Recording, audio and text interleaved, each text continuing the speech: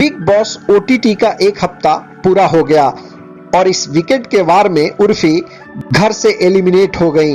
लेकिन big boss OTT के पहले वीकेंड का वार में अक्षरा सिंह का जलवा दिख रहा है। पहले वीक में अक्षरा घर की कैप्टन हैं और उन्होंने घर के अंदर भोजपुरी इंडस्ट्री के खिलाफ बोल रहे प्रतिभागियों को चुप होने पर मजबूर कर दिया है। बिग बॉस ओटीटी के पहले वीक में भोजपुरी फिल्मों की अभिनेत्री अक्षरा घर की कैप्टन बनी हैं। इस सप्ताह में अक्षरा सिंह और दिव्या अग्रवाल के बीच जबरदस्त तनातनी दिखी है। तनातनी की वजह रही दिव्या अग्रवाल की भोजपुरी को लेकर की गई टिप्पणी। इसका जवाब अक्षरा ने पहले भी दिया था और कहा था कि यूपी बिहार कमजोर नहीं है। कुछ ऐसा ही वीकेंड के वार के दौरान करण जौहर के सामने भी देखने को मिला। यहां भी अक्षरा दिव्या अग्रवाल पर खूब बरसी। अक्षरा ने बिग बॉस में खुद को भोजपुरी का प्रतिनिधित्व करने वाला बताया और कहा कि उन्हें इस पर फक्र है। अक्षरा ने कहा, हम भारतीय सिनेमा का हिस्सा हैं, इसलिए सबका फर्ज बनता है कि भारतीय सिनेमा को सम्मान दिया जाए। अक्षरा के स्टैंड का शो के होस्ट करण भी समर्थन करते दिखे। करण ने कहा कि भारतीय सिनेमा का सम्मान करना हम सबका फर्ज है। भोजपुरी बड़ी इंडस्ट्री है। इस दौरान होस्ट करण जौहर ने अक्षरा को सॉरी भी कहा।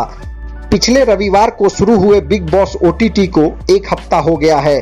शो में पहला एलिमिनेशन हो चुका है और घर के अंदर काफी लड़ाई झगड़ा हो रहा है। इसको लेकर करण जौहर ने शो के कंटेस्टेंट की जमकर क्लास लगाई। शो में नेहा भसीन और मूस जट्टाना के मुद्दे को लेकर घर में दो पक्ष बनते दिखे। कुछ लोगों ने जहां नेहा को सही बताया तो वहीं घर के कुछ लोग मूस के पक्ष में नजर आए।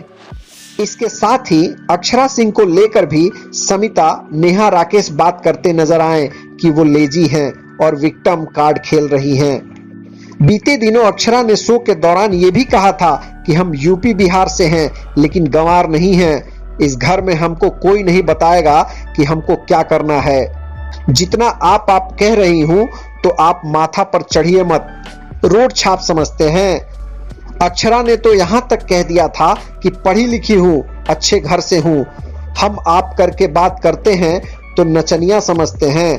हमारे यहाँ भी नौकर हैं, हमारा लिविंग स्टैंडर्ड भी अच्छा है। वो माँ बाप ने अच्छे संस्कार दिए हैं इसलिए कुछ नहीं बोलते हैं। अक्षरा यही नहीं रुकी और साफ कह दिया कि यूपी बिहार के लोगों को नचनिया न समझें। हम अगर अपने आप पर आ गए तो किसी की खैर नहीं।